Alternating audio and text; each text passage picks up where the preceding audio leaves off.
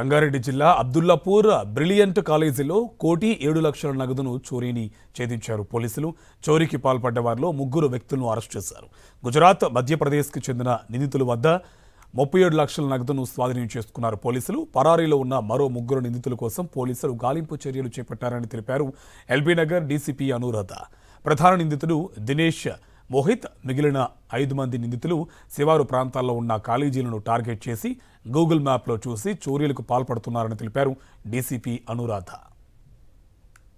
October 10th రోజు మాకు అబ్దుల్లాపూర్ మెట్ PS limits లో ఉన్న brilliant group of institutes principal నుంచి ఒక కంప్లైంట్ రావడం జరిగింది. ఏంటంటే వాళ్ళ అడ్మిన్ బ్లాక్ లో హెచ్పి జరిగిందని, అక్కడ 1,07,00,000 వర్త్ ఆఫ్ క్యాష్ థెఫ్ట్ జరిగిందని మాకు కంప్లైంట్ వచ్చింది. ఆ కంప్లైంట్ వచ్చిన వెంబటే మేము ఇమ్మీడియట్ గా దాన్ని ఎఫ్ఐఆర్ రిజిస్టర్ చేసిన తర్వాత commissioner of Rachakonda Sudheer Babu sir immediate గా దాని మీద టీమ్స్ ఫామ్ చేసి కేసు డిటెక్ట్ చేయడం కోసం ఎఫర్ట్స్ స్టార్ట్ చేయడం జరిగింది.